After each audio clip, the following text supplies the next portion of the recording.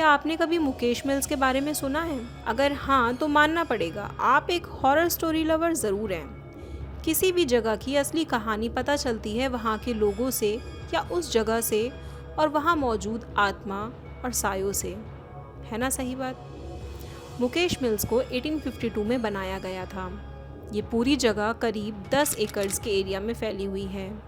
एक टाइम था जब यहाँ पर बहुत ही बड़ी क्वांटिटी में कपड़े बना करते थे। फिर अचानक 1971 में इस जगह पर एक बहुत बड़ा शॉर्ट सर्किट हुआ, जिसके चलते ये मिल बुरी तरह से आग में झुलस गई। हालांकि 2 साल बाद मिल को दोबारा से ठीक करके चलाने की कोशिश की गई और कुछ सालों बाद ये मिल दोबारा आग की गिरफ्त में आकर बुरी तरह से जल गई।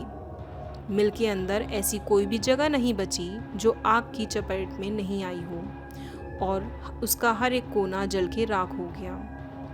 तब से अब तक मुकेश मिल खंडर बनी हुई है। 1984 के बाद इस जगह को हॉन्टेड फिल्म्स की शूटिंग के लिए बॉलीवुड को रेंट पर दिया जाता है। मुंबई की हॉन्टेड मुकेश मिल साउथ मुंबई के NA सावंत मार्ग पर लोकेटेड है।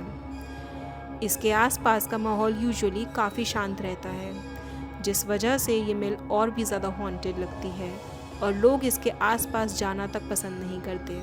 मुकेश मिल्स में शूटिंग कर चुके one of the famous director Rensal D'Silva ने बताया कि इस मिल के अंदर एक चिमनी है और वहाँ पर एक पीपल का पेड़ है, जिसके बारे में कहा जाता है कि उस पर भूतों और प्रेतों का निवास है। एक अंधेरी और चांदनी रात में मुकेश मिल्स का खंडर हो चुका मुखौटा और इसकी मीनार जैसी बंद चिमनी उस मुंबई की भयानक याद दिलाती हैं जो कभी बॉम्बे हुआ करती थी।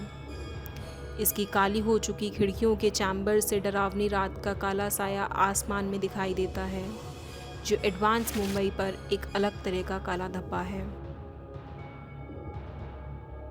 वैसे तो कोलाबा की मशहूर मुकेश मिल्स को बर्बाद हुए काफ़ी साल हो चुके हैं, लेकिन इसकी डैमेज टेरेसेस, काई से लदी हुई दीवारें और खिड़कियों की तस्वीर आज भी इसे मुंबई की सबसे भूतिया जगहों की लिस्ट में सबसे ऊपर रखती हैं।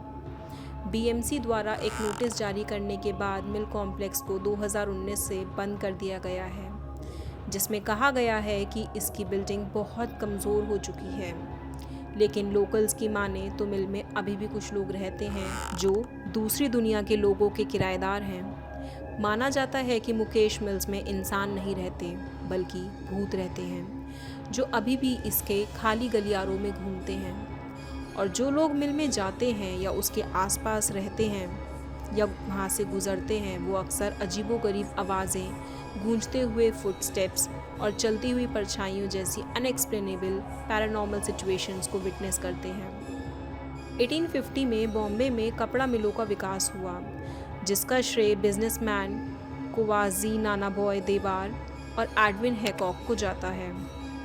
मुंबई में कॉटन प्रोडक्शन के गोल्डन डेज के दौरान शहर में सैकड़ों ऐसी क्लॉथ मिल्स थीं।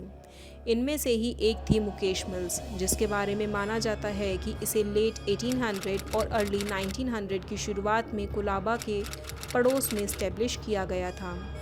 उस समय ये साउथ बॉम्बे में इकलौती मिल थी और समुद्र के किनारे एक शानदार जगह पर लोकेटेड थी। इसे जनरली कोलाबा मिल कहा जाता था और ये Colaba land and mill company की ओनरशिप में थी, जो वेयर हाउसेस के लिए कोलाबा में लैंड रिक्लेम करने का बिजनेस करती थी। उस समय इस एरिया को कॉटन के पोर्ट्स के रूप में डेवलप किया जा रहा था।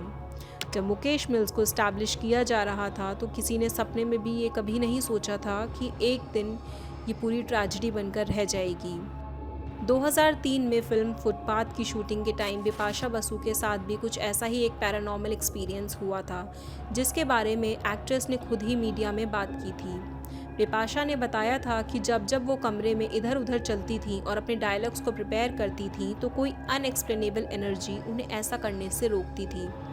जब ऐसा ही एक्सपीरियंस सेट पर प्रेजेंट ऑलमोस्ट हर इंसान को होने लगा कि मिल में अनगिने काले साए घूम रहे हैं और उन्हें दिखते हैं, चीज़ें खुद गिरने लगी, लाइट्स ऑफ होने लगी, चिल्लाने की आवाज़ें आने लगी, तो नेक्स्ट डे बुरी आत्माओं को दूर भगाने के लिए मिल में पूजा की गई। 2014 में लेट पैरानॉर्मल इन्वेस्टिगेटर गौरव तिवारी, जिन्होंने इंडियन पैरानॉर्मल सोसाइटी को भी इस्टेब्लिश किया था, उन्होंने घोस्ट हंटर्स रॉब डेमरेस्ट और जी न्यूज़ के क्रू के साथ मुकेश मिल्स को इन्वेस्टिगेट किया था ताकि साइट पर किसी भी आत्मा की प्रेजेंस का पता किया जा सके। हालांकि कैमरे पर कोई आत्मा या प्रेत नहीं पकड़ा गया था, लेकिन इन्वेस्टिगेशन के बाद एक डिस्कशन के दौरान गौरव तिवारी ने कहा, अक्सर जब हम ऐसी जगह जाते हैं तो हम इस बात का साइंटिफिक या नेचुरल रीज़न आइडेंटिफाई करने की कोशिश करते हैं कि लोग उस जगह पर क्यों डर महसूस कर रहे हैं, लेकिन यहाँ हम अपने आसपास हो रही चीज़ों से खुद डर गए। तिवारी ने एक मोशन और शेडो सेंसर का यूज़ करके उस जगह पर एक out of the body consciousness और इंटेलिजेंट पावर का पता लगाया, जो उनके डायरेक्शंस और कमांड को भी समझ सकती थी। तो गाइज़, ये थी कहानी इंडियाज़ टॉप हॉन्टेड प्लेसेस में से एक मुकेश मिल्स की कहानी। अगर आपको ऐसी ही हॉन्टेड कंटेंट में इंटरेस्ट है तो हमारा चैनल सब्सक्राइब करें और एंटरटेनमेंट की दुनिया से जुड़े अनसुने फैक्ट्स को जानने के लिए हमारा Instagram account the social Dick को फॉलो करें। Thank you.